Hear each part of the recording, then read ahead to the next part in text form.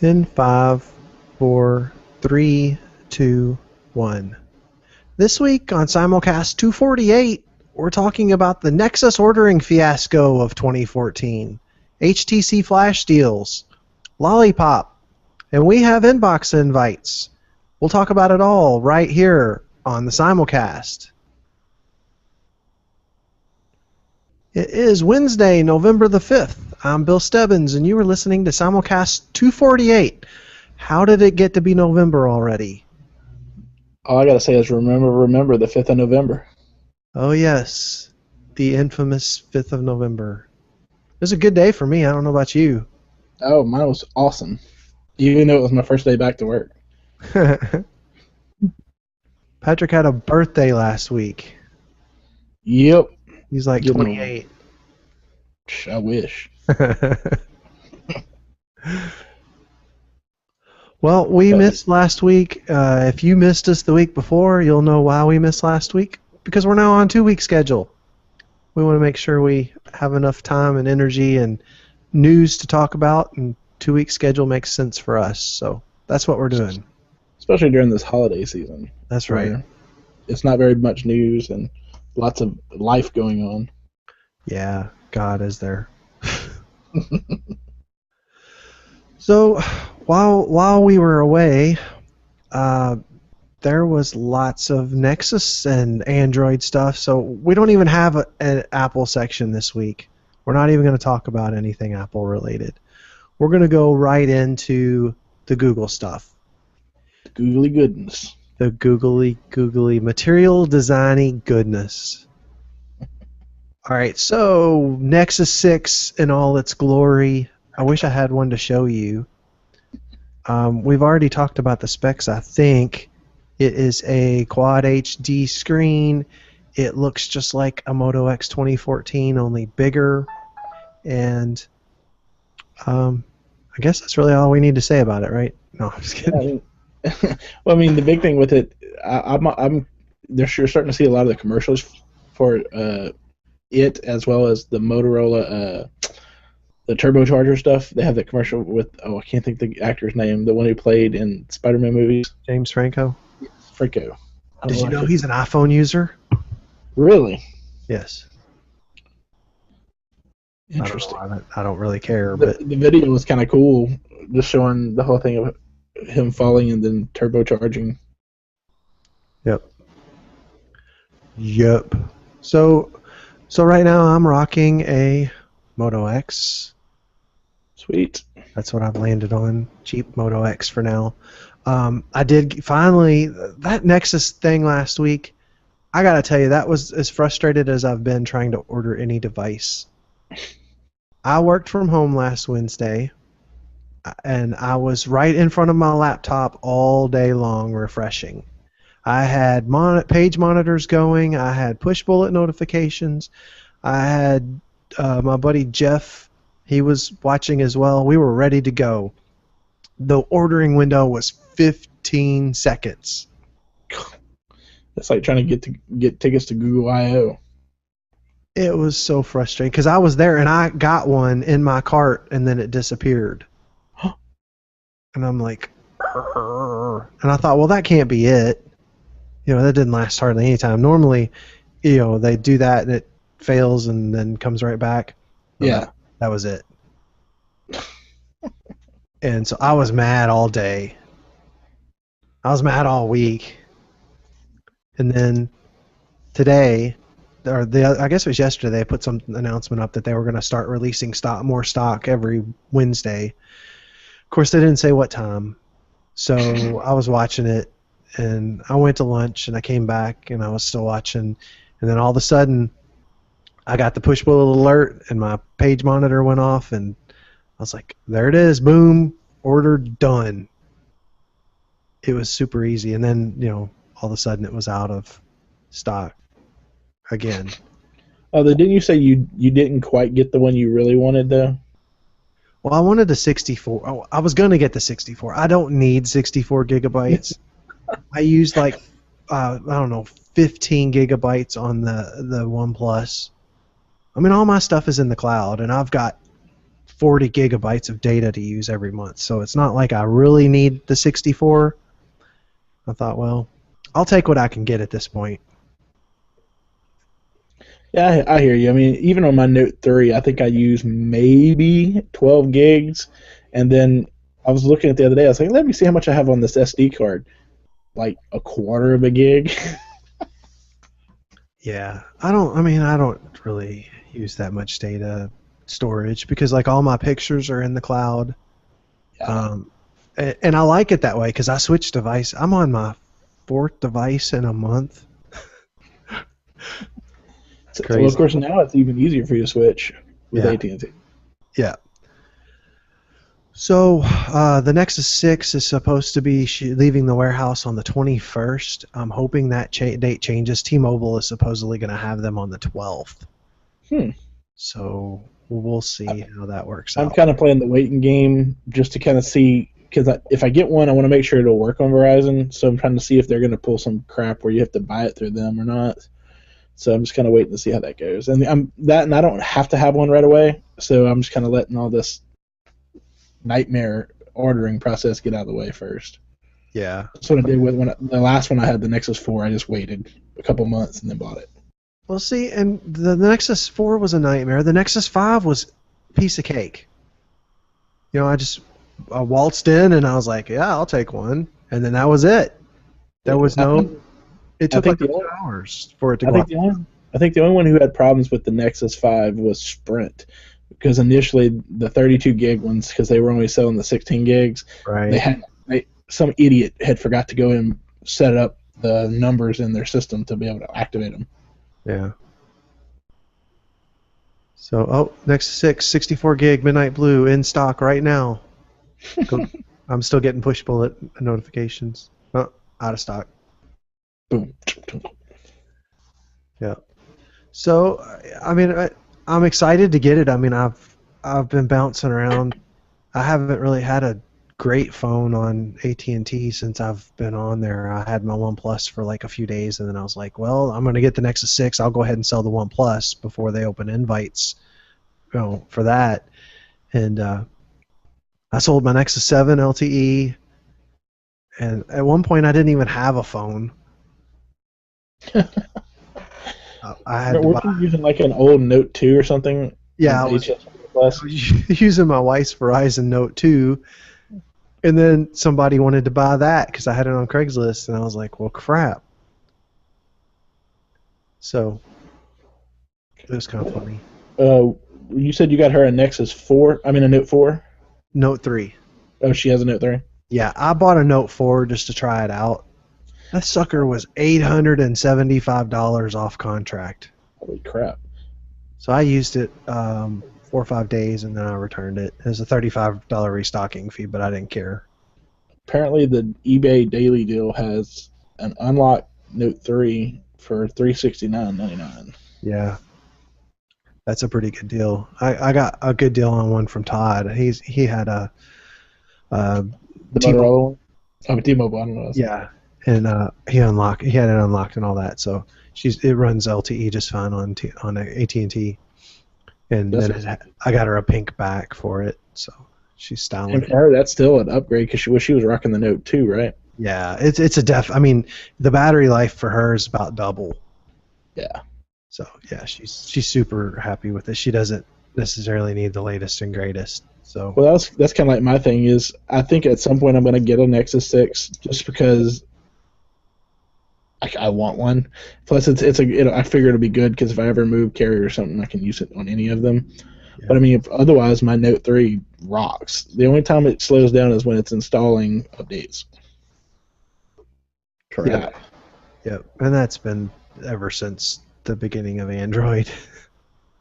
Although I will say this, I have not noticed it for the Nexus 9. It just churns stuff, and I don't notice it at all. So, it's just badass. I mean, there's no other way to put it. It's just badass. So, we both kind of got screwed on the Nexus 9 from Amazon. Boo. Did Amazon actually ever send it? did they ship? We both Um, pre-ordered, what, 3 weeks ago? And the email we got said ships on November 3rd. So I got 1 day shipping. I was ready to go. Had my work at home day planned, so I'd be here to get it. They never shipped it. It was out of stock. And so I woke up on Monday morning and was like, man, that sucks. It was like 7 o'clock in the morning. So I looked at Best Buy, and they had them for in-store pickup. And I was like, pfft. So I went ahead and pre-ordered, or did in-store pickup. I think you did too. yep. But I didn't cancel my order from Amazon because I don't trust Best Buy. I waited till I got my pickup notice because I've usually had pretty good luck once I get that, at least for the store here. And so I went ahead and risked it at that point because I was like, screw it. My luck, if I don't, then suddenly Amazon will send me a ship notice. Well, I had to drive to the one closer to my house but further from work to get it, but that was fine. And the kid was like, "Is this the phone?" I'm like, "No, it's a tablet." And then he didn't know where it was, and I stood there for like 20 minutes. I think mine took 10 minutes because they had to get it from in the back because I guess they just gotten the shipment in. Yeah. And so they had to pull it, but they didn't pull it up to the front. So it took like 10 minutes, but I was like, okay. Yeah, well, I was just worried that they were going to be like, "Yeah, we don't have them." Because when I bought the Nexus 7, they were like, "Oh, yeah, we have them, but we can't sell them yet." And I'm like, I already left work to come get this thing, and I got a shipment notice, or a pickup notice, so get your manager here. I'm taking this thing with me. It's like, give me my damn thing. Yeah. So, what do you think about it? I love it. I really do. Although I would really like to have the whole rapid charger stuff because I mean the thing has super great battery life. Like I was using it for hours before it even. I think I got it down to like 27%. I was like, screw it, it's time to go to bed. I'll go ahead and plug it up. But I did notice like it charges pretty decently, and then once it gets to like 75%, then it's like slow as hell getting to the 100%. Yeah. Yeah. I'm looking at mine to see. Mine is at 64%. It's been off all day. Now, I gotta say, I was a little nervous about the form factor because it's a 4:3 aspect ratio. I actually really dig it, especially for I mean, I know people say watch, and I'm guilty of this too. Well, when I watch a video, it doesn't take up the whole screen, but for other stuff like when I'm remoted into my computer at work, it's invaluable to have that extra real estate and not in a 16:9 format. Yeah, because it doesn't stretch and skew it to try to fit the 16:9. Yeah. It just, I don't know, I guess it feels more comfortable as far as the size. There's lots. I think they could do a little bit better job with giving you some options to use that real estate. Yeah, I mean, I think there's some things they could do. Although I've noticed some apps it'll say like swipe down to exit full screen mode or something, where it's trying to stretch it. But I guess my only pet peeve, and I was telling you before the show, is I wish some of the developers would get off their butt and update their apps because I've had a couple apps, like my work email, we use Lotus Notes for email, and the Traveler app just kept crashing repeatedly. Like every 2 seconds it would say, has crashed. So I had to uninstall it off the tablet. Well, there's a couple of apps that I use. There's a Reddit sync app that I use, and it doesn't work. It just crashes. Fitbit wouldn't allow me to install it. I sideloaded it, and it works fine. I mean, that's normal for. I don't know if it's because of the tablet or if it's because of Lollipop, but either way, I'm surprised at. We had the developer preview, and that really didn't give you hardly any indication of how good Lollipop was going to be from an experience perspective.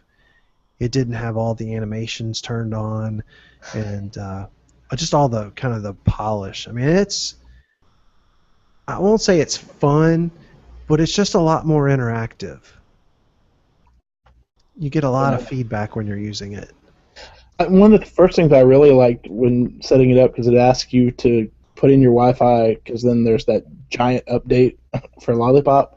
That's what is it, like 275 megs or something along that line, and just the typing and the haptic feedback, it was really good. It's better than most tablets I've used. I've only had one tablet that had haptic feedback, and I can't remember. I think it was the Galaxy Tab 10 that I had a long time ago, and I love that feature. It's very, very nice. So I'm glad to see that. And the only thing I don't like so far, and I guess it's getting used to coming for Lollipop versus what I got used to with KitKat. I used to like the whole left and right side or two finger for the different menus versus everything coming down in the middle. Yeah, I don't like that either, but that's the way. Yeah, I can live with it, but I did like the KitKat version of that better. Something that's kind of, I guess, a nitpicky thing, and it's nothing to do with the tablet itself, but I've noticed a lot of pictures, like from social media, show up blurry because the screen is so high def. Yeah. I'm sure they'll get that squared away as well, but although some of it may just be the picture is low res and you're really seeing it because of the resolution. Now, one of the things that I was really impressed with is the setup experience. You know, historically it's been kind of crappy on Android. It's just put your account in. Oh, you use two-factor? Well, find a two-factor device and blah, blah, blah. This was a lot better. I mean, I didn't get the prompt to tap with another device to set it up. I did get that when I did the Nexus 7, and that was cool. But what I found really cool was that it gave me a list of backed up devices that I could select from. And then once I selected them and got everything logged in, it started download. It gave me an option of which apps I wanted to download, and then on the home screen, it had placeholders for every app before it was downloaded. Huh. So that was really neat. Of course, my favorite thing is when you first set it up, you got to deal with the whole headache of it automatically populating icons for all your apps that you're installing. So I had to go in and wrangle them into the folders and everything like that. Yeah, and one of the things that really made that experience good for me is I use LastPass. And once LastPass was on there, I didn't have to worry about whether I restored my app data or not, because all I do is, you know, use LastPass and it auto-fills everything for me. Yeah. So that really made that a good experience too. The other thing I really liked is it has the Google Now integration that you really didn't get for the Nexus 7 outside of the Nexus 5 and KitKat. The fact that this has it built in for the swipe over from the far left is Google Now, and then has the OK Google stuff on every page, and I just tripped the tablet. But that was one of the things you had to root or do certain things to get kind of sideload stuff to get it to work on the tablet, versus how the Nexus 5 had it integrated. And so it's great to see it. This has it built in from the start. There are a lot of, and I'm still learning, you know, finding nice little touches that they've included in the thing. I'll tell you, the thing that kind of threw me for a loop, when I first got it, I knew I needed to go ahead and boot it up before I tried to unlock the bootloader. I wasn't expecting a 300 meg download, but apparently that was the update that introduced all the material design apps that were dropping, like calendar and stuff like that. But once I did that, I went to unlock the bootloader and I got a permission denied. There is actually a checkbox in the developer settings you have to turn on or enable before you can unlock the bootloader on this, which was kind of weird, because then it wipes the device. And I was like, well, that doesn't make sense.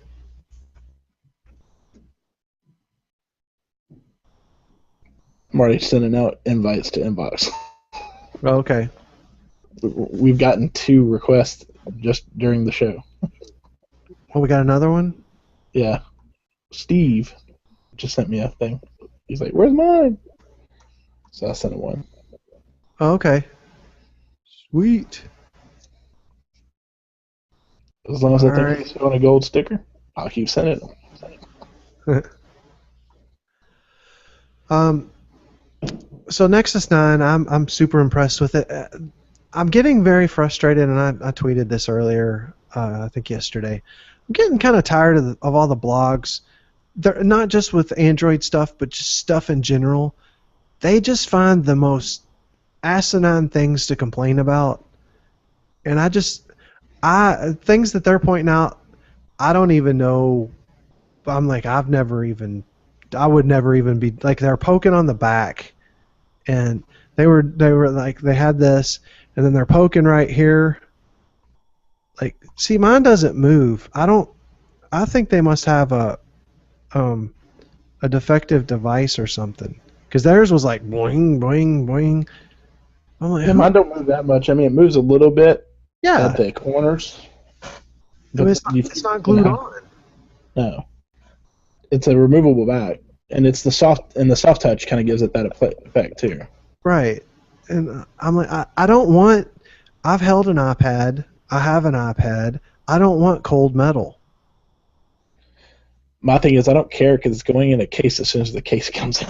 That's true too. I'm so ready to have the. I think the Poetic will look really nice on this. It's Yep. basically a slimline version like they had for the Nexus 7, which was one of the better for it. Yep. Anything else we need to talk about with the hardware? What do you think of the speakers? They weren't bad. I mean, you still have to sometimes cup when you're holding the edges to kind of get it to fully get to make sure it doesn't bounce away from you. But I mean, it is a lot better than like the Nexus 7 and everything, where you had to really cup it because it was blowing away from you, the sound. Yeah, I like that they're stereo speakers, and I think my Galaxy Tab 10 had the front-facing speakers on it that were stereo, and that really does make a big difference. Yeah, especially if you're in an area where there's some ambient noise, it helps to overcome that. Now, one of my favorite features that I've seen a little bit of talk about, it's a feature of Lollipop, is they've reintroduced or reimagined Face Unlock, and it just kind of works in the background. Yeah. So, you set a PIN code or whatever, or you can use a swipe code, which is what I do. But if you hold your tablet up and it recognizes you're interacting with your notifications on the lock screen anyway. So if it recognizes you, it doesn't have like the thing before where it showed your face and it was trying to recognize you. It just kind of does it in the background. So the only time that I really realize that it's not working is if I'm sitting in the dark or something and it didn't see my face and I got to swipe. Yeah. So I dig that a lot. That stuff like that is very handy. And then with Lollipop also, this will be really handy on a phone, is trusted devices. Yes. So if I've got my watch on and it knows that I've got my watch on, then I don't have to enter any kind of a code or anything like that. You can also use NFC stickers. So like Yep. you have it in your car or on your nightstand or something like that. Yeah, I set it up on my Moto X. It does trusted devices, and I've got it set up so that when I get in the car and it sees the Bluetooth in the car, it knows that I'm in a trusted environment and to unlock. Yeah. So that's cool stuff. I mean, because you really don't want to be bothered with a PIN code or a lock code in any way, but also at the same time, you want, if for some reason it would get lost or stolen or whatever, then you want that. Yeah. So, let's see. So, material design is kind of going all over the place now. We got an update to pretty much everything. We've got Gmail, we've got calendar. I don't know if YouTube's gotten it yet. I did get one today for maps, which is super awesome. And they have a new feature to help with reservations for restaurants. I can't say I'll ever use that, but it's a cool option. I guess if you let's say you and your wife took a vacation, say in New York or something, where there's probably going to be a lot of restaurants that have that feature. I guess that could be helpful. Like if you're running late or something, change your reservation, things like that. Is that through Open Table? I'm not sure. I've played with it a little bit, but I haven't really used it yet. Cool. So material design is kind of it's a design language, but it's trying to make dimension in apps, so things kind of appear to be floating and layered, and they're still. Would you say they're kind of flat with some dimension? I mean, that doesn't make sense, but it does when you use it. Yeah, it depends on what I'm using, whether it does or not. But I mean, it's exactly like you described it. It's kind of 3D-ish, but not really. It's as though you're looking down at a bunch of sheets of paper and they're like feathered, so you can kind of see the different layers instead of them all being stacked up one on top of each other. And so it's nice that it gives you kind of an appearance of something different without being like overboard, where it could give you a headache trying to be too 3D-ish. Yeah.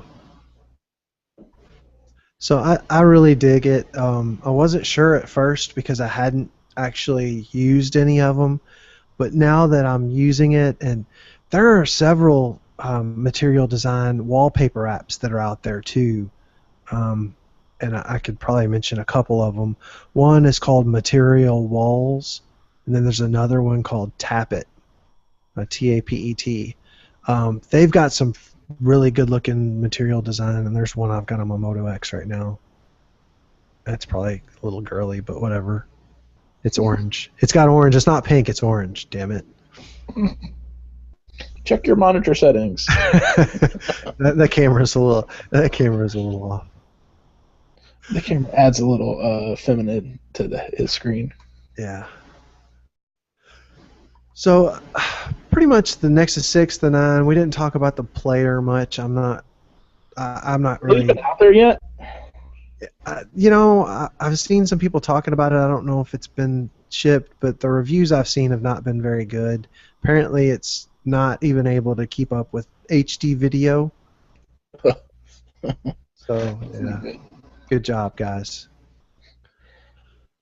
I think I'm more excited with the idea of that Chromecast 2.0. I may pick up one at some point just to get the 5 gigahertz support.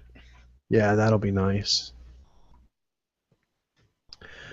Not finally, but another this HTC flash deal thing. I forget what it was. Hot deals, I think. Yeah, I think that's what they call hot deals. Yesterday they had the Nexus 9 16 gigabyte for $199 for like very limited quantities. The problem was the website completely crashed. Like nobody got. I mean, I guess somebody got to order it, but I was there. I was sitting there at my lunch at 12, and I could not get it to do anything. It just would not work, and that was frustrating because I was like, man, that's a good deal. I'll get one for my wife, and nothing. And then they said, well, we're sorry. We'll give you 50% off accessories for today. And then I went to look, and they had like M8 and M7 accessories. Because I thought, well, I'll see if they got a case for the Nexus 9. Good luck on that. Nobody has a case for the Nexus 9. Yeah, nobody has anything for the Nexus 9. Including the official stuff. Yep. But I mean, I guess the big thing is keep watching, because their idea is they hate the idea of like just Black Friday and Cyber Monday, so they're doing Tuesdays for the rest of the holiday season. I think up until Christmas. So they're going to be doing hot deals every Tuesdays. There you go. I mean, it's cool that they try to do that. It just sucks when the website. I don't care who's doing what. The website always crashes. Yep. Especially when you want it. Yeah. Earlier today, Google announced they were going to be opening inbox invites for everyone. That was from 6 to 7 if you sent an email. If you didn't and you're listening live, you can shoot us an email, podcast@simulcast.com. We've got some inbox invites that we're giving away. Patrick's already shot out a few, So make sure you hit us up if you want one. What do you think about Inbox? Sometimes I like it. Other times I'm like, I just want my straight Gmail. But it's nice because depending on what mood I'm in, I can just switch between the two. So I kind of like that. I mean, it really depends on the mood I'm in and what I'm looking to look for. Because sometimes I like the way Inbox kind of structures things, but then sometimes I'm more detail focused and I want the traditional Gmail just to find specifically what I'm looking for, or to if I want to clean out a bunch of junk like emails and stuff. It's sometimes easier in Gmail just to do it, especially on the phone because I can just keep swiping until they all disappear.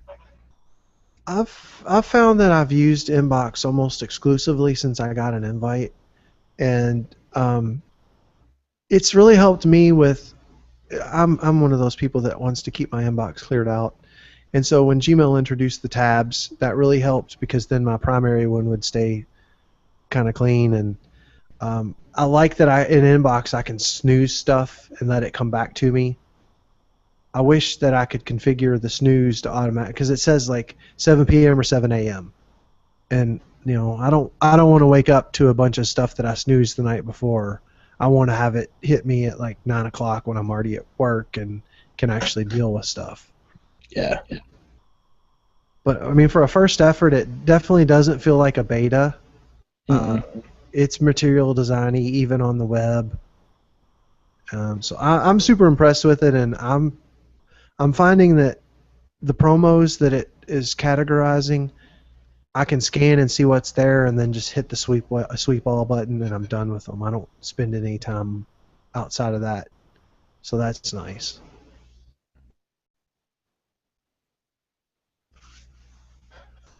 So what about Disney Anywhere? Talk to me about that because I saw the notification about it, but I didn't get to read up on it. It's a new app that they have for iOS and Android.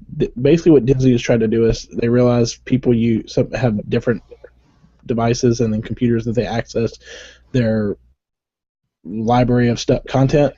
And so what they've tried to do is create an app that you can use on the computer, on your iOS or Android device, and it can link both to Google Play and to iTunes. So if you've got those little digital copies of Disney or Marvel movies when you buy the movie, what this does is it syncs to your two accounts, your Google Play and your iTunes if you set both of them up.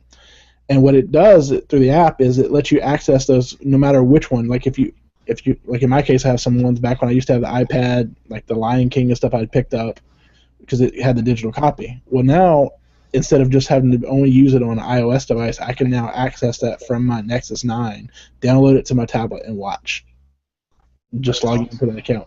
And to me, I'm really looking forward to it because at some point I want to try to buy all the Marvel movies. I'm sure at some point they'll probably have some kind of discount thing for the Phase 1, Phase 2, and everything. But to me, it's nice. And the added bonus is they did it with Google Play, but I think technically if you sync either of your accounts to it, right now they're giving away Wreck-It Ralph for free.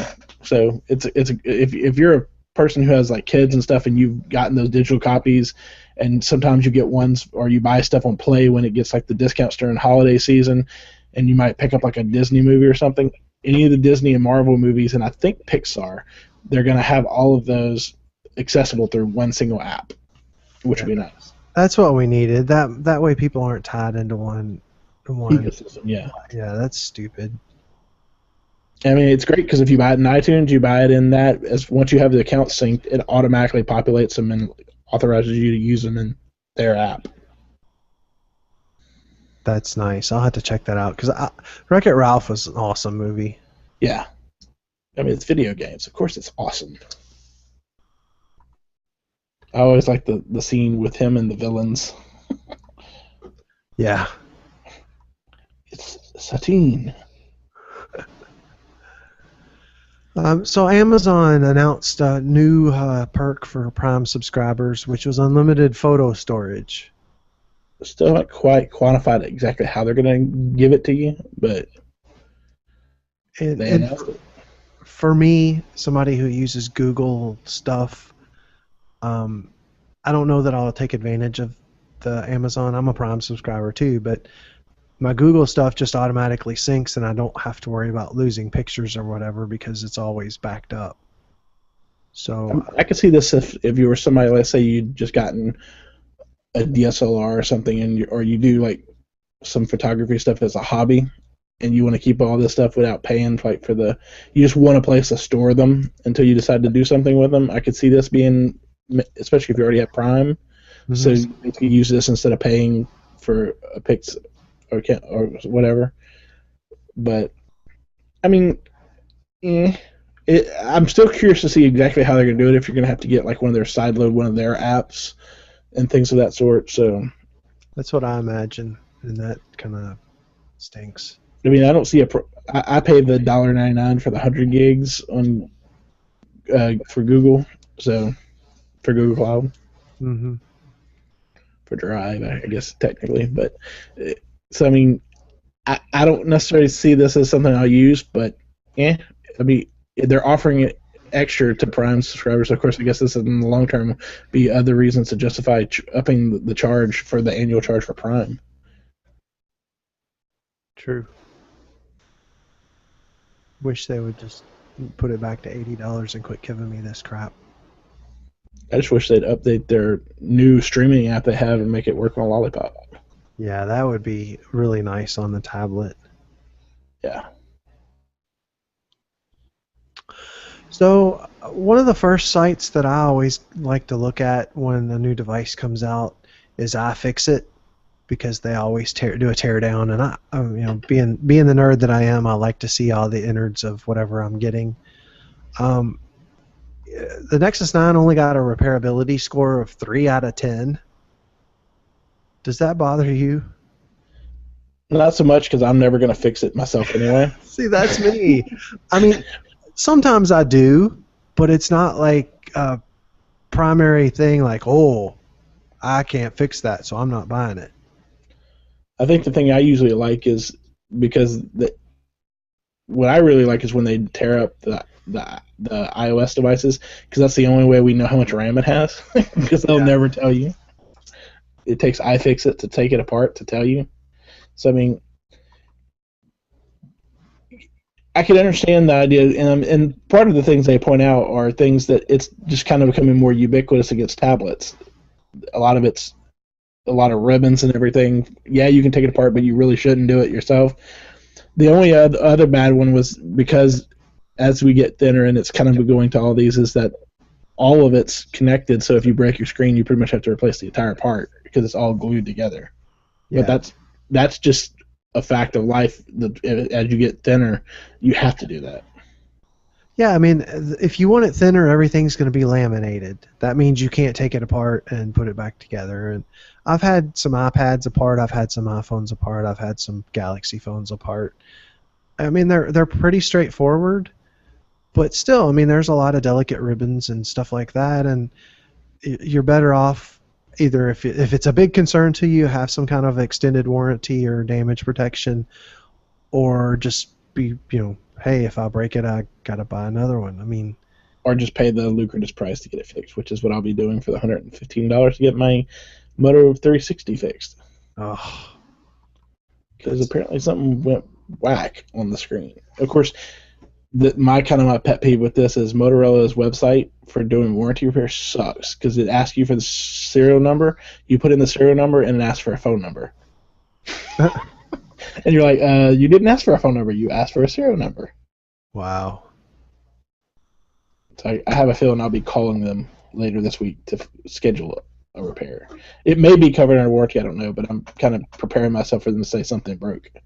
I would call them, and when I called them, when I first got mine and talked to them about the battery issues, they were very cool about it, and even to the point where they followed up with me after the fact to make sure that it got resolved, which I'm still not sure what I did to resolve it, but yeah, they were very good to deal with. That was probably one of the better experiences I've had with a hardware company.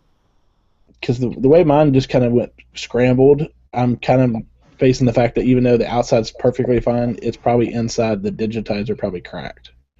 Wow. Because I mean, I got the color bars. Oh yeah.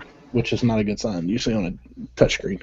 Well, they should cover that. I mean, if there's no sign of physical damage, then they should. Yeah, it may just be a wire that got disconnected or something inside, so I don't know. I mean, it's not like I fell on it or anything like that. It just barely tapped it when I was getting out of my truck.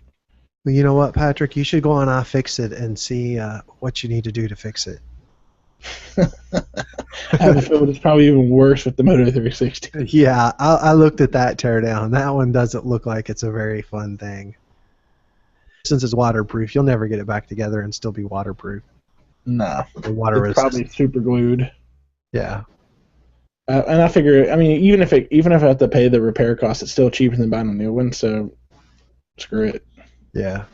I still love mine. I mean, I'm still rocking the Pebble Band and all that, and I use it every day. I mean, since I've had it, I've worn it every single day.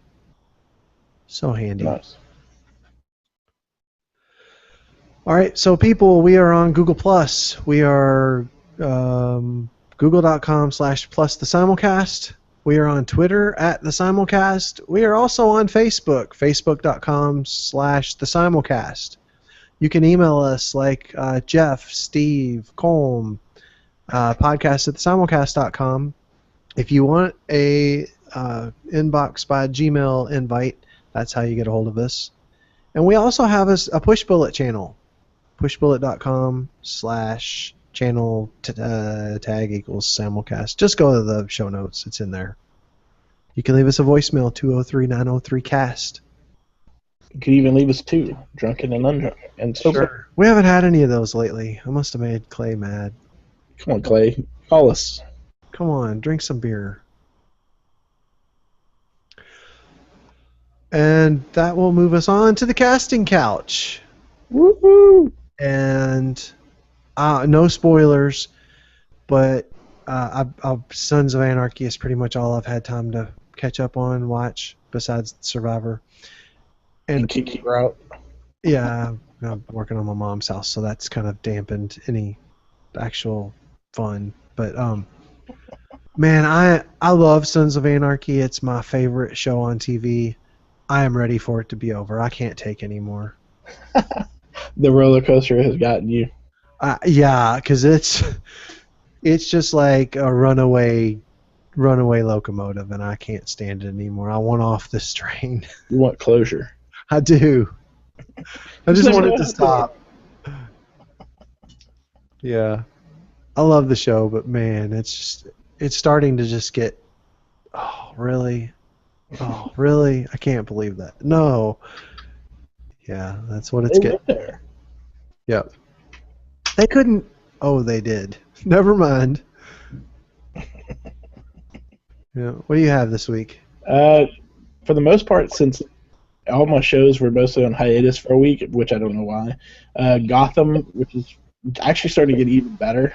It's been a really good show, but I think it's actually getting better. And then rewatch Guardians of the Galaxy thanks to Showbox, which needs to fix themselves so they'll work on Lollipop. Yes, it does. I would imagine they're pirates. They won't take long to update that stuff. No, especially because with the Nexus 9 becoming more out and the 6. Yeah. All right, well, we're going to move on to picks of the week. I've got a really good app this week.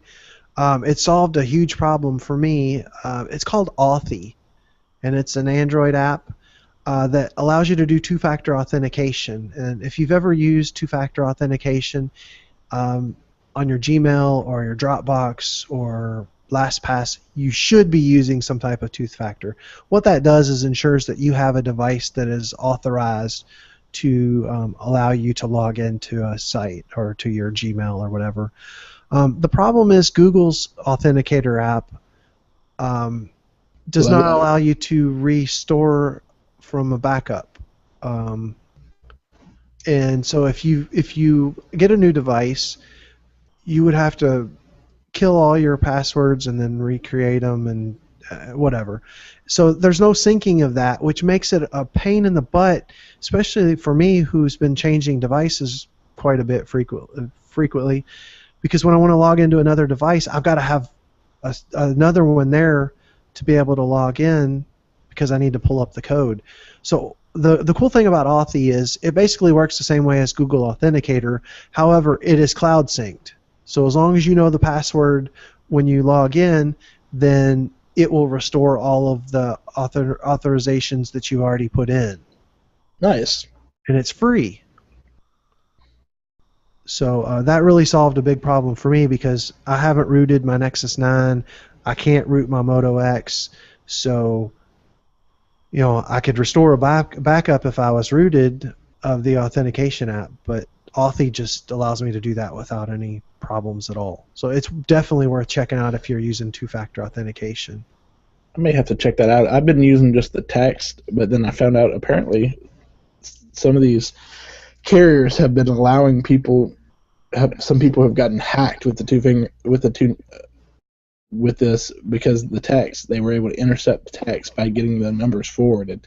They'd call it the carrier, get the numbers forwarded to a new number, and then they could do it and get the text intercepted. Oh yeah. Hmm. So I was like, oh, time to get an authenticator app. Yeah. So the app is great. Basically, when you try and log in, you just have to pull up the app, and it gives you a code that is valid for about 30 seconds or less.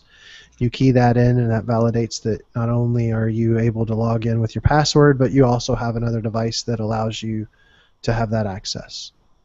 You should be using it, especially nowadays. That and LastPass. I highly recommend both. Cool. Well, for me, the Nexus 9 obviously is one of my picks of the week. I really like this device. And one we mentioned a while ago, the Disney Movies Anywhere app. To me, that's really cool, especially if you've used iOS and Android. It's one of the things we talked about in the past. We'd like to have our movies and stuff, if we're buying it legally, make it more easy for us to use. At least they're kind of taking the step now. It doesn't matter what you're using in it. We know, hey, you may use both platforms. We're going to let you access it from either platform, all your content, which is nice. Hopefully more studios will take note of this. Probably not. They suck. This is one of the areas where Disney has always been kind of more mainstream about trying to ahead of the game on distribution and everything. Where can people find you when we are not on this show, which seems to be more often than not now? You can find me on Twitter, handle LSULaw2009. You can find me on Google+. Just go to plus.technicallylegal.net. And you can email me at patrick@thesimulcast.com if you need a inbox invite. All right. I am Bill Stubbins, at Bill Stubbins on Twitter, and BillStubbins.com for all my other social media information. That's going to do it for Simulcast 248 for Wednesday, November the 5th. We'll be back in 2 weeks. And in the meantime, hit us up on social media. We always respond, right? Yeah. Yeah, we're not like some of those other people. We're not too self-important not to respond. So hit us up. Have a good night. See ya. Later, guys.